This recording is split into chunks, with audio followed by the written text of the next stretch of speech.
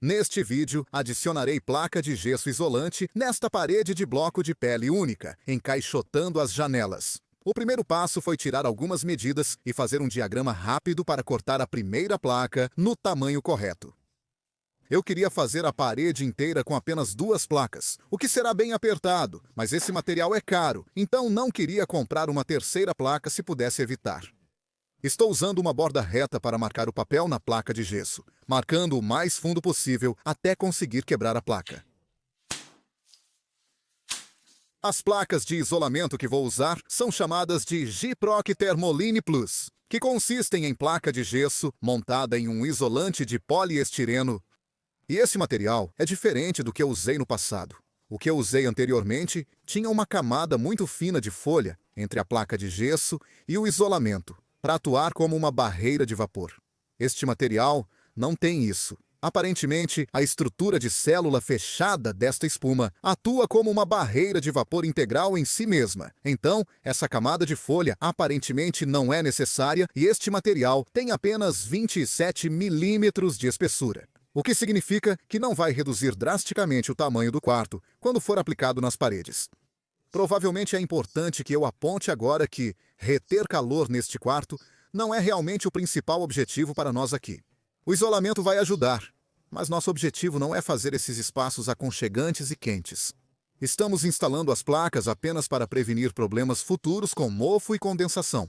Este depósito é apenas para armazenamento, não para convivência.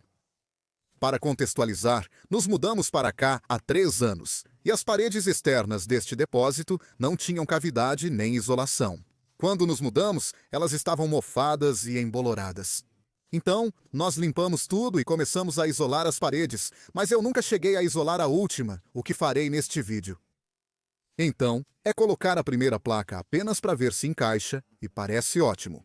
Deixei um espaço de cerca de 15 milímetros na parte inferior para garantir que a umidade do chão não seja transferida para a placa de gesso.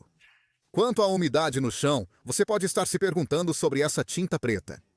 É uma membrana impermeável que apliquei em um vídeo anterior. Deixarei um link para isso e outros vídeos sobre umidade e mofo na descrição abaixo.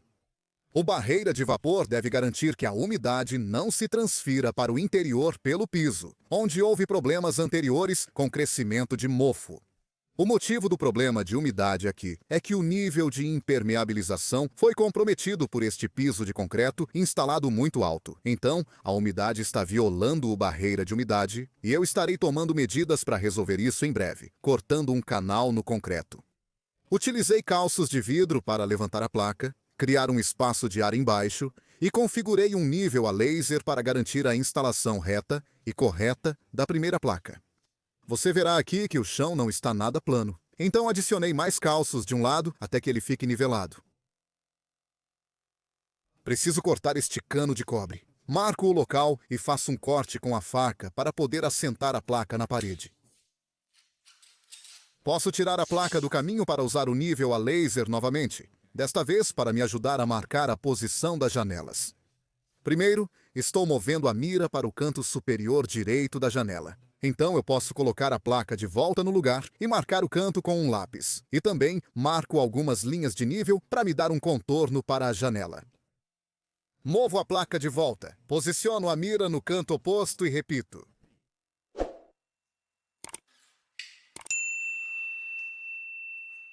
Com a abertura marcada, posso começar a cortar usando minha ferramenta múltipla, que vai acelerar o processo, pois corta completamente tanto o gesso quanto o isolamento. Eu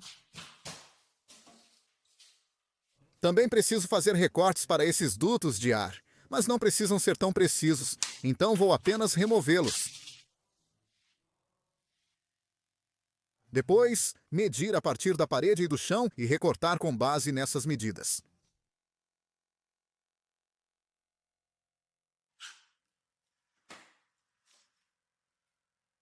É hora de ajustar a primeira placa. Comprei adesivo de espuma Sudal para placas de aglomerado, que usei antes com bons resultados. Então decidi continuar com ele. Perdoe o trocadilho. Esqueci que o primeiro aperto do gatilho muitas vezes falha. Ops! De qualquer forma, é importante vedar completamente o perímetro para evitar pontes frias, sobre as quais falarei mais tarde neste vídeo. E eu também preciso fazer isso em cada abertura. E então, faço zigue-zagues no meio. E você tem que esperar cerca de 5 minutos para o adesivo ficar pegajoso. Você pode testar com o dedo e, quando estiver pegajoso como queijo mussarela, estará pronto para usar. Coloquei um pouco no teto ao levantar a placa. Vou limpar depois. Quero garantir que está na posição correta.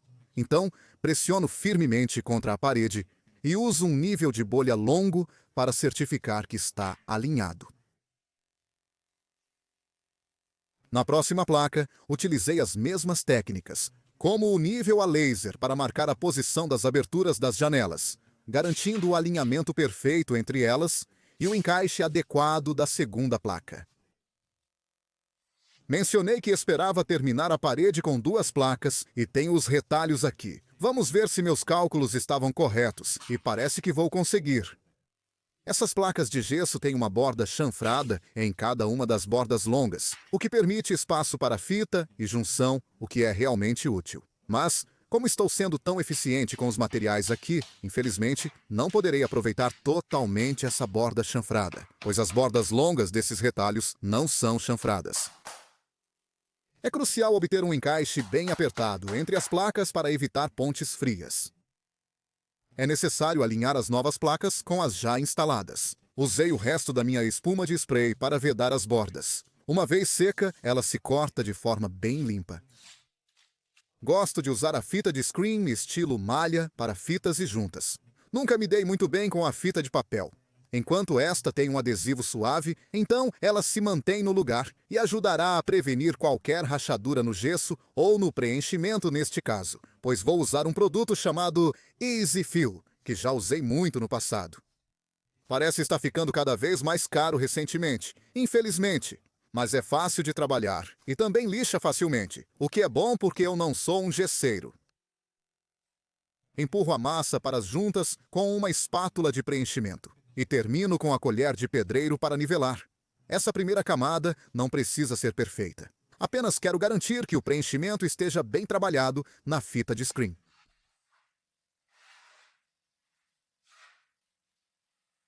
O canto da parede recebe igual tratamento. Enquanto espero a primeira camada secar, pensei em tentar pintar essas janelas de policloreto de vinila não plastificado, pois odeio a cor delas. Eu as limpei profundamente com um limpador químico e depois comecei a mascarar a vidraça com fita adesiva. E preciso preparar a superfície com algumas camadas dessa tinta Zinsser BIM 123. É uma tinta à base de goma laca, que adere bem à maioria das superfícies, incluindo policloreto de vinila não plastificado, e seca rapidamente. Em apenas 1 hora, eu já estava aplicando a camada final de tinta branca acetinada à base de água. Agora para a segunda camada de preenchimento, onde posso trabalhar para deixar a superfície lisa e plana.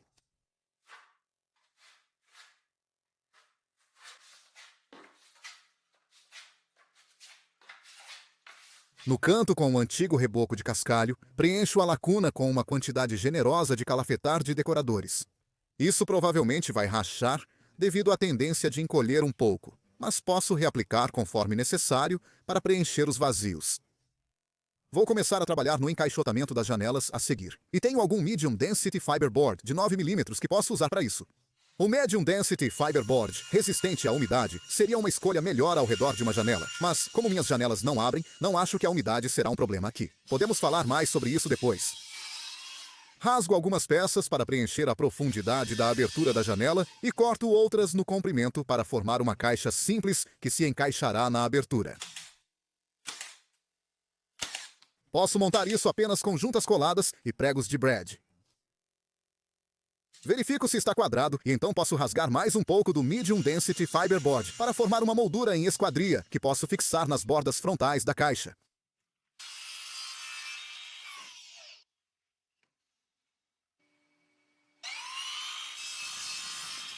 E eles também são colados e fixados no lugar.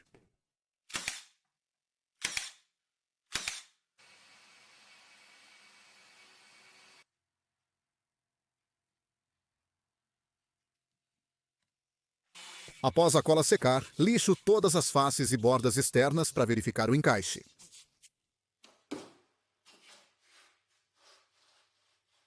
Infelizmente, As janelas estão desalinhadas com as paredes. Então, eu meço o deslocamento em cada canto e marco em milímetros quanto material precisa ser removido da parte de trás. Você verá aqui que esta peça está deslocada em 14 milímetros em um canto, diminuindo quase nada do outro lado, e eu preciso fazer esses ajustes em todas as 4 bordas. Então eu posso seguir a linha com minha serra circular para aparar o excesso.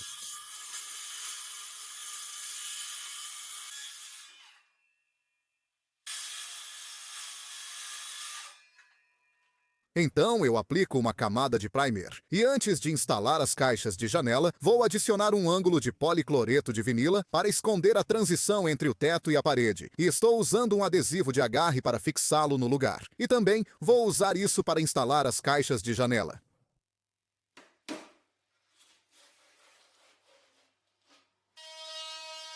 Do outro lado, tive que entalhar para encaixar e permitir a inclinação do teto. Então eu preencho os buracos dos pregos, calafeto as bordas e aplico uma camada de tinta por cima depois. Isso recebeu 2 camadas de preenchimento e agora tudo parece bom e suave. Parece bagunçado porque usei 2 tipos diferentes de preenchimento. Terminei o preenchimento fácil, então peguei o material sem frescura, com o qual estou realmente impressionado. Funciona muito bem. Agora vou lixar um pouco a mão e então finalmente poderei decorar a parede. Usando o branco fosco para contrato, é hora de fazer os recortes e passar 3 camadas de rolo no total. Usei cetim branco como camada superior nas caixas de janela para torná-las mais duráveis. E por fim, instalei uns respiros novos maneiros.